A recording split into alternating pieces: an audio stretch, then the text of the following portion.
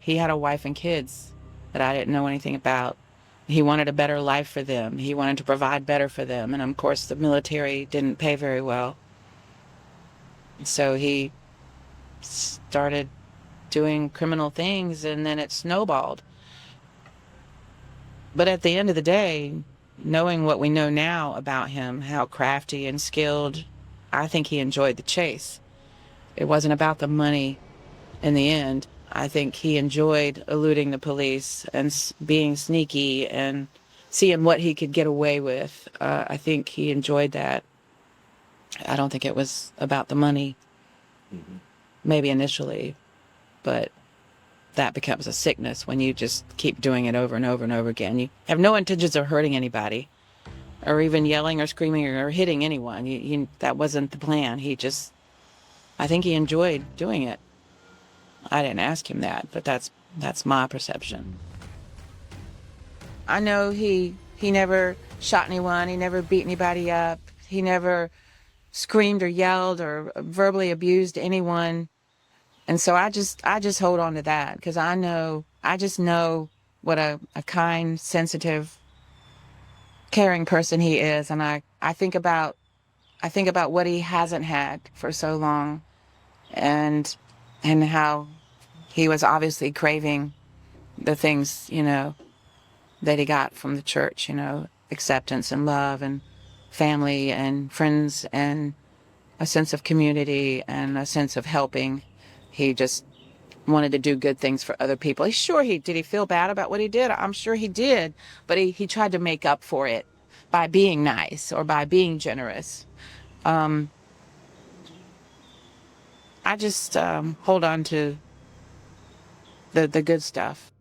I remember the impact being substantial, that these victims were terrified. While he may have been nice to them, it is still terrifying to have a gun pointed at you, ordered to get into a freezer when you have no idea how long you're going to be in that freezer. I know that Hollywood will make a movie out of any life experience, but I just hope the takeaway for people watching the movie is understanding that the victims in real life actually experienced a very horrifying event.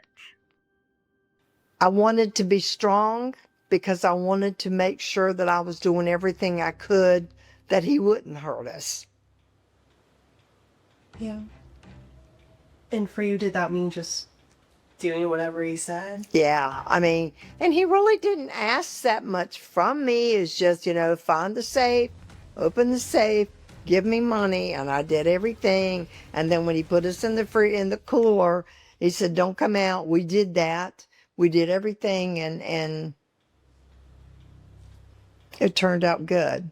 It turned out good. But I guess if I'd have known that I had heard of the rooftop bandit or whatever before, but I don't think at the time that I was going through this, I really actually thought this was what this was. I guess I was probably more bitter than I really wanted to be, but I really couldn't help it, because I was just mad that he did that. I was just mad that he did that to all of us. I was just mad that he had done it not one time or two times, but he'd done crazy things before, and I was just mad.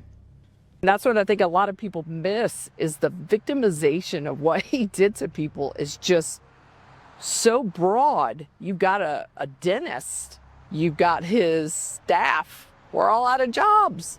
And the dentist is being accused of doing it for insurance money, and it's not him.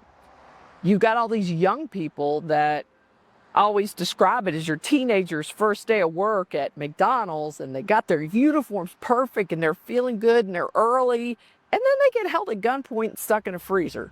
That's pretty much the trauma that's gonna stick with you the rest of your life.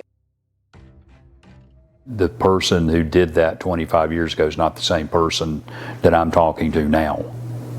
He would like to get out and try to live a normal life. His mother died 2 weeks ago while he was there, and obviously he couldn't go to the funeral. I like to think I can spot realness.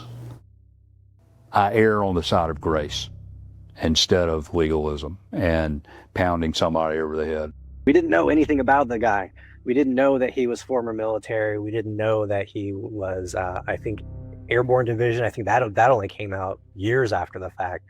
But one thing, whenever I was looking through the area, my manager pointed out, he picked up a little journal that Manchester had been keeping, and it was a daily exercise journal.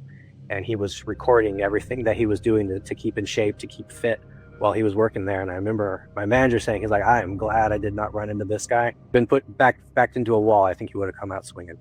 So fortunately, nobody that I knew was injured by any of his things.